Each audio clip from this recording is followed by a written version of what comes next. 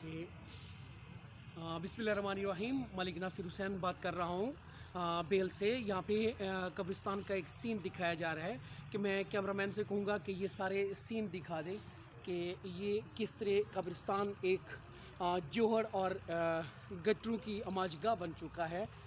ये ऐसे राउंड लगाते हुए अभी ये देखिए, ये जो सामने वाला पानी का तालाब है, ये तालाब किसी उस हवाले से मनाजिर पेश कर रहा है कि यहाँ पे शायद कोई झील है। तो ये झील नहीं है, ये बुनियादी तौर पे कब्रिस्तान है बेहल का, जहाँ पे मसाइल की दुनिया में ये घिरा हुआ एरिया है।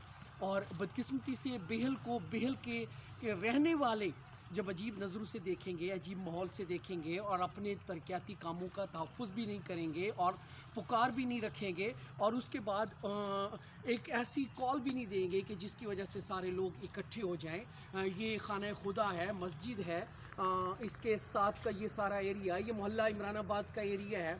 और उसके बाद ये कब्रिस्तान के बासी जो हमें पुकार कर कह रहे हैं कि कोई है जो हमारा पुरसान हाल हो, है जो हमारी कब्रों के तहफ़्फ़ुज़ कर सके, हमारे कब्रिस्तान का तहफ़्फ़ुज़ कर सके।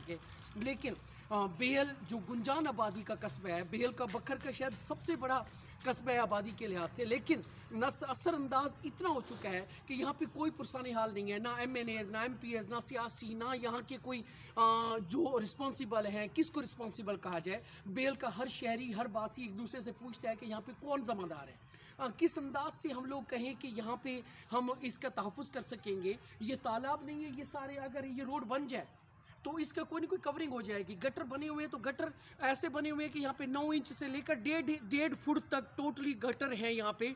और गटर बिछाने वाले, प्रोजेक्ट लाने वाले और प्रोजेक्ट को चलाने वाले किस अंदाज तक कहाँ गायब हो गए हैं कि आज पूरा बेहल एक गंदगी की अमाजगाह बन चुका है। ना यहाँ पे तरक्याती काम है, ना यहाँ पे कोई स्पोर्ट्स का सिस्टम है, ना यहाँ पे किसी के फलाह बहबूद का कोई सिस्टम है, ना यहाँ पे कुछ खाने खुदा का ख्याल रखा जाता है, ना किसी जगह पे कोई तरक्याती काम किए जाते हैं, ना यहाँ हॉस्पिटल की सूरत हाल है। यहाँ पे नाम निहाद तंजीमें बन गई हैं, चाहे वो ताजरान की हों या दूसरी हों, तो वो एक दूसरे का यहाँ पे सिंसेरिटी भी नहीं दिखाते। इस सिंसेरिटी को कौन दिखाएगा अगर हम सिर्फ बेहल को एक कूफा कह के और कूफी बन के कि हम अपना किरदार अदा कर सकेंगे, तो फिर हमें शौकिया मिजाज हमारे इलाके के नुमाइंदे नज़र आएंगे और उसके बाद हमारा यही पुरसाने हाल होगा कि जैसे ये खंडरात नज़र आ रही हैं, शायद इन खंडरात को कोई देख सके, इन खंडरात की तरफ कोई बढ़ सके, इन खंडरात का कोई पुरसाने हाल हो। हम डिस्ट्रिक्ट गवर्नमेंट से या किससे हम मुतालबा करें। हमें पता भी नहीं चल रहा कि बेहल के मसाइल के जिक्र किससे करें। बेहल में जिस साइड पे भी जाते हैं तो यहाँ पे मसाइल है, ना इन्हें टाउन कमेटी का दर्जा मिलता है, ना इसे कोई अपने हकूक़ मिलते हैं, ना ही यहाँ पे जो इदारे बेहल में होना चाहिए थे वो बेहल में नहीं है।